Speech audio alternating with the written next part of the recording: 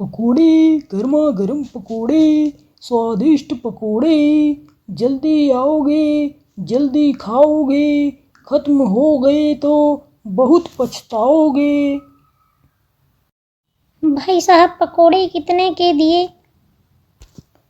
30 रुपये प्लेट है बहन जी। ठीक है, 2 प्लेट लगा दो।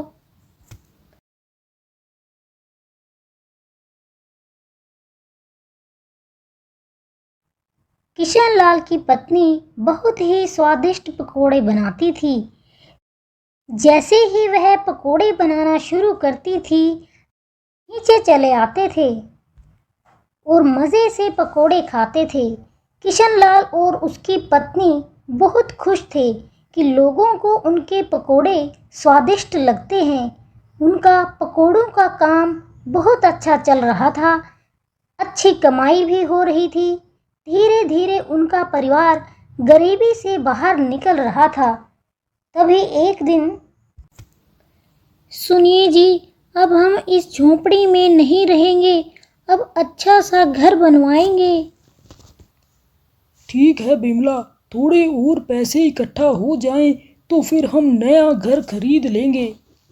इसी तरह कुछ दिन बीत जाते हैं और उनका पकोड़ों का काम अच्छा चलने लगता है। दुकान पर लोगों की भीड़ लगी रहती थी। शाम के 3-4 घंटे में ही उनके सारे पकोड़े बिक जाते थे। पहले से भी अच्छी कमाई होने लगी थी। सुनिए जी, अब हमें नया घर खरीद लेना चाहिए। हाँ विमला, मैंने तो घर देख भी लिया है। मैं आज ही जाकर बात करता हूँ सेठ जी से और घर की कीमत देकर आता हूँ। कल हम नए घर में गृह प्रवेश करेंगे। किशन लाल परिवार को लेकर नए घर में रहने लगता है।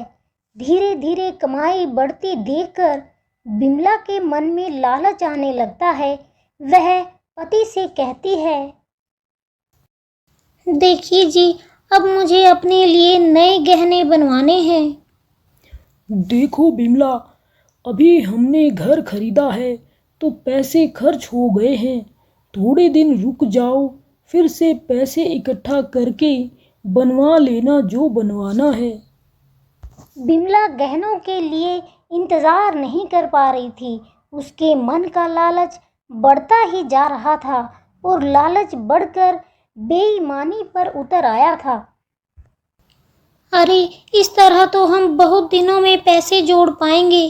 क्यों ना हम पकोड़े बनाने के लिए सस्ता तेल और सस्ता सामान इस्तेमाल करें।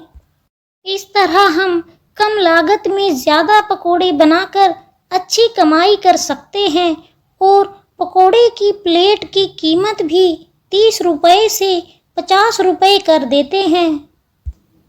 पत्नी की यह बात सुनकर किशन लाल कहता है, बिमला, इतना लालच करना भी अच्छा नहीं होता। हमने कभी भी पकोड़े सस्ते और ख़राब सामान से नहीं बनाए हैं और ना ही कभी सस्ता तेल इस्तेमाल किया है। इसीलिए तो सबको हमारे पकोड़े पसंद आते हैं। अगर हम ऐसा करेंगे तो ये बेईमानी होगी और लोगों की तबीयत भी खराब हो सकती है, कहीं हमें लेने के देने ना पड़ जाएं। ये सब मैं नहीं जानती जी, मुझे तो जल्दी से अमीर बनना है। पत्नी की यह बात सुनकर किशन लाल उदास हो जाता है, पर पत्नी की जिद के आगे उसकी एक नहीं चलती। तुम्हें जो करना है करो, पर याद रखना बेईमानी बिमला अब करने पकोड़े वाला बनाने कभी के लिए सफल नहीं सस्ता होता। तेल और सामान इस्तेमाल करने लगी थी। लोग उनकी दुकान पर पकोड़े खाने तो आते थे, पर कुछ लोग कीमत बढ़ने की वजह से पकोड़े नहीं खाते थे और वहीं जो लोग पकोड़े खाते थे वे धीरे धीरे बीमार पड़ने लगे थे।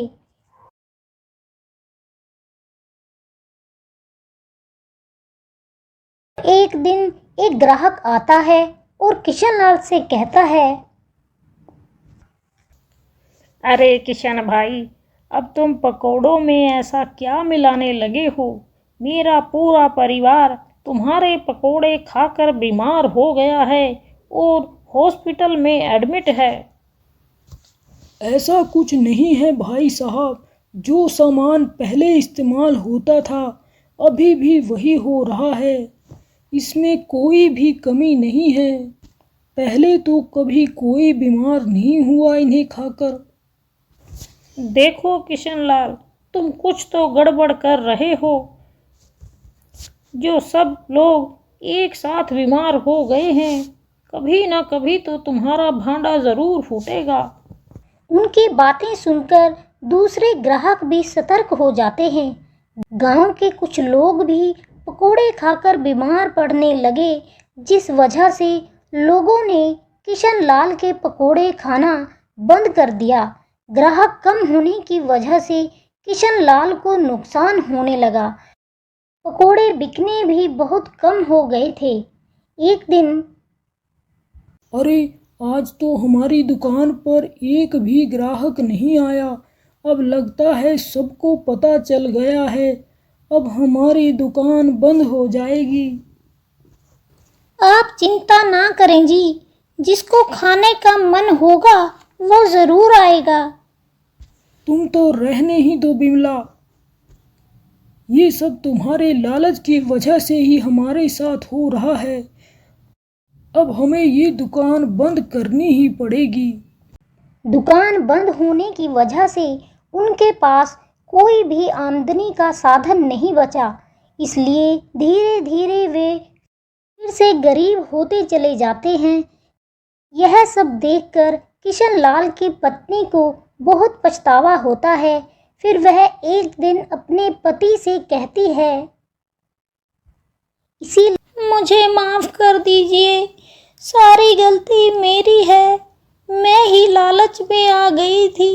मेरे लालच की वजह से आज हम फिर से गरीब हो गए हैं।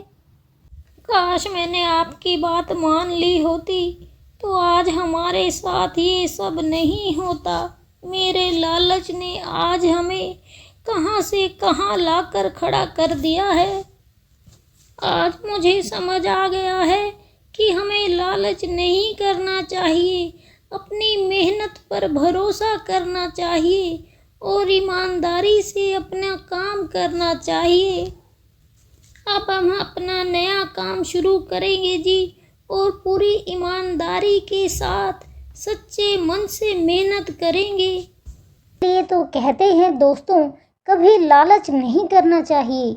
जो भी काम करो ईमानदारी से करो।